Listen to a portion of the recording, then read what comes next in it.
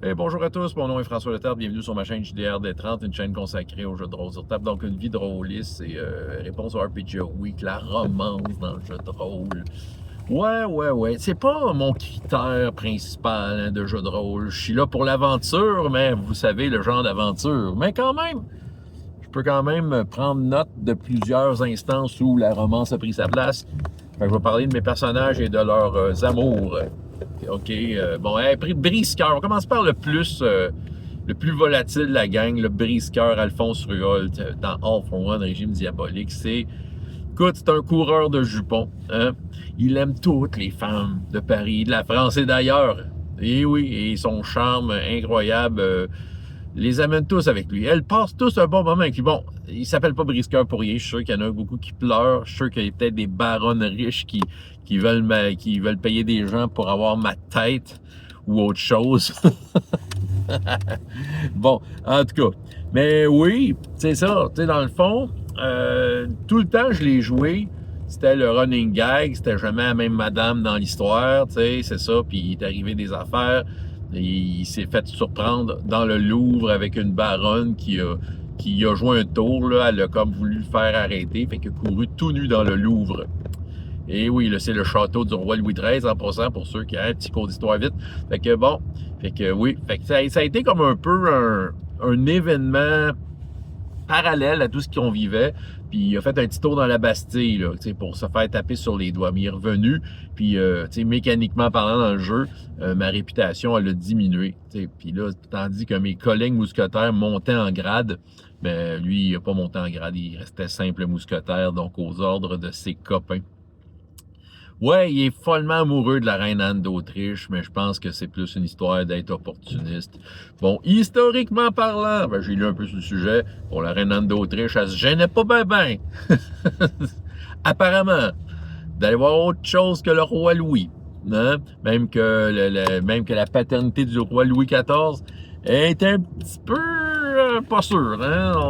Il n'y a rien de confirmé, en tout cas. Peut-être que oui, là, mais en tout cas, il semblerait que si on y va avec les fabulations, on n'est pas sûr c'est qui le père. Bon, c'est ça. Fait que la reine Anne d'Autriche, je suis follement amoureux, mais dans l'histoire de All for One, de la façon qu'on l'a développé, parce que oui, on a rencontré la reine Anne d'Autriche à quelques occasions. On est quand même les mousquetaires du roi, donc on protège notre roi et notre reine. Avait plus un petit béguin pour Martin, mon collègue.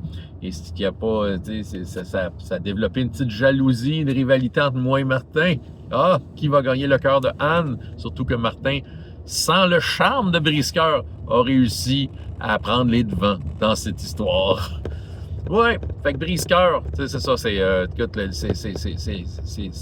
roi de la séduction, fait que c'est ça. Lui, la romance, il la vit comme ça. OK, bon, quoi d'autre? Je me souviens, là, je lance un peu en vrac. Je vais y aller avec des personnages que j'ai eu en fait. En vrac, je sais qu'un personnage, j'ai un chevalier que j'ai joué à Pathfinder.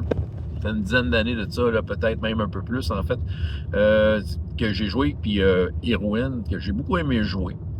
Puis qu'il y avait comme, bon, c'est un chevalier évidemment, il y avait une promise hein, qui s'appelait Nolwenn.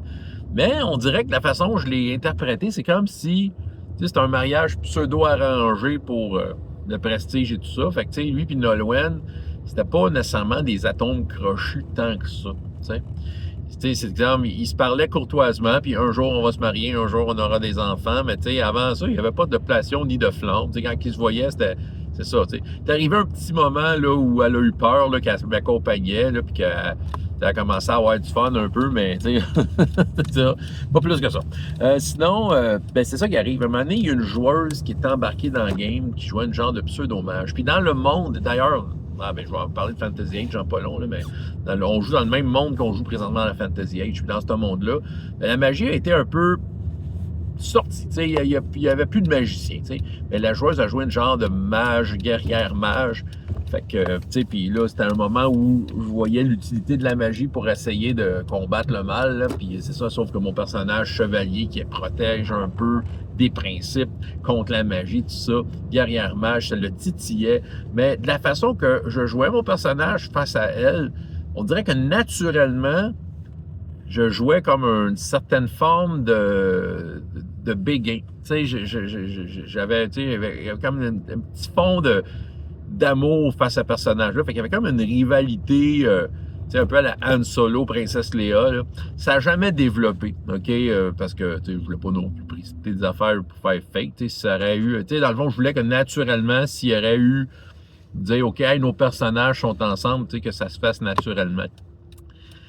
Sans heurts, mais c'est ça. Puis, mais on a, tu sais, la campagne, elle a terminé avant même qu'on arrive à ce point-là. Mais quand même, c'est ça. Je pense que, officiellement, je pense que c'est la seule fois que moi, en tant que joueur, que ça arrive avec un autre joueur ou joueuse, tu sais, que nos personnages décident, hey, il y a un petit quelque chose, tu sais, il y a une petite idylle amoureuse là, qui s'installe, c'est ça.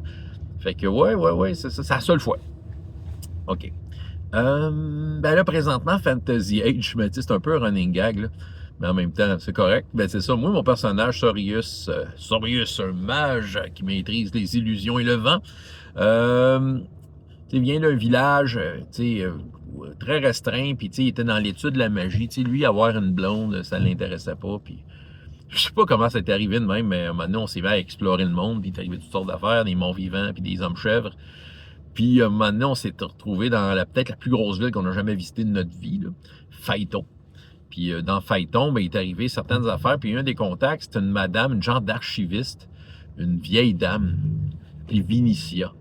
Puis c'est ça, puis tu sais, archiviste, tout ça. Puis je sais pas pourquoi j'ai décidé que j'étais amoureux d'elle. Fait que, gars, j'ai une cougar, là. Je sais pas si vous connaissez l'expression. C'est une vraie cougar, là. Puis c'est ça, parce que en fait, c'est ça. Tu sais, dans le fond, ce que j'aimais, c'était tu sais, peut-être son côté studieux, tu sais, recherche d'archives, tout ça. Puis je sais pas. Mais tu sais, on s'entend, là, tu sais, quelques idylles amoureuses là aussi. Un peu plus confirmées, tu sais. Puis, mais reste que mon personnage est un personnage très froid, tout ça. Puis ça fait, tu sais, techniquement des mois qu'il l'a pas vu, mais il en parle. Ah, vous savez, j'ai une blonde à Phaeton. Elle a 20 ans de plus que moi. 20, 30 ans plus que moi. C'est ça, tu sais. Fait que, ben ouais, regarde, qu'est-ce que veux-tu, il n'y a pas d'âge pour être amoureux, là. Même si sa madame a 70 ans, non, peut-être 60 ans, tu sais. Whatever. Tu sais, c'est ça, tu sais, écoute, c'est l'amour de ma vie. Bon, on va dire, pour ce personnage-là. Je sais pas comment ça va se développer. Puis un jour, on va y retourner, puis on s'entend, tu sais, on n'est pas... C'est ça qui arrive, c'est pas... Tu sais, oui, il y a quelque chose, là, mais...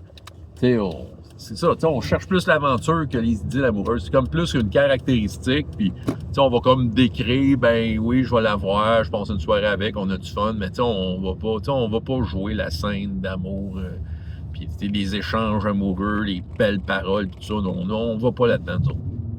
On n'est pas dans ce jazz-là, si on veut. Là. Ouais.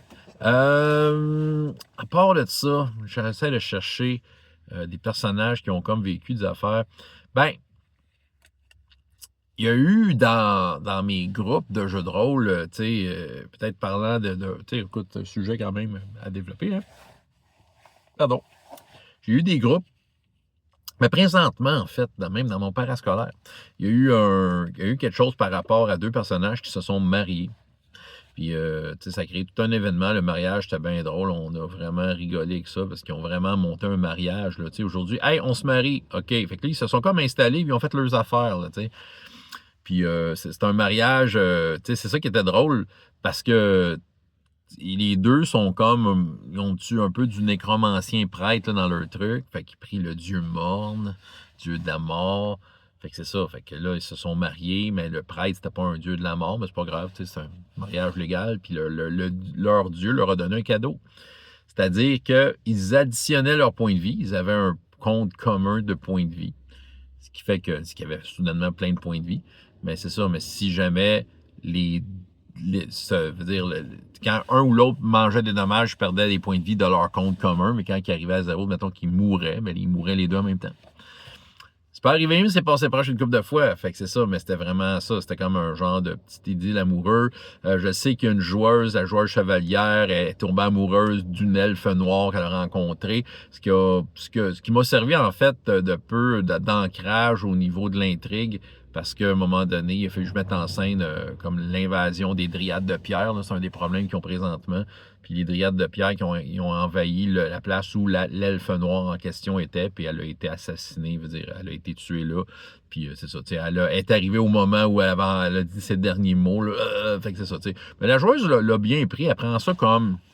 C'est ça, tu sais, elle le prend du point de vue extérieur de son personnage, elle l'a, tu sais ça. Puis tu sais, mais elle reste que, tu sais, elle le fait bien, elle le joue bien. Si je regarde ailleurs un peu, j'ai déjà eu, quand je jouais à Donjon dans les années 90, la gang que je faisais jouer, ils ont décidé qu'il y en a 2 qui se mariaient, qui avaient un enfant. Fait que l'enfant s'est retrouvé dans un monde parallèle, puis est revenu plus tard en tant qu'adulte pour essayer d'assassiner ses parents pour empêcher un problème. Là, fait que ça a pu faire ça, des gros problèmes de la vie de même. Puis à Star Wars, j'ai vu ça, du monde, des joueurs, des joueuses qui se faisaient des couples, puis c'est ça, dans le fond, il y avait comme quelque chose d'amoureux là-dedans. Fait que bref, oui, il y en a eu quand même pas mal, c'est ça. Comme j'ai dit au début, en fait, c'est pas mon critère numéro 1, on s'entend, s'il n'y en a pas, c'est-à-dire, je vais survivre, là, dans le fond, j'ai pas besoin de ça, si c'est là, ça fait partie du tout, puis du tout, puis c'est agréable à jouer, puis c'est pas mal ça.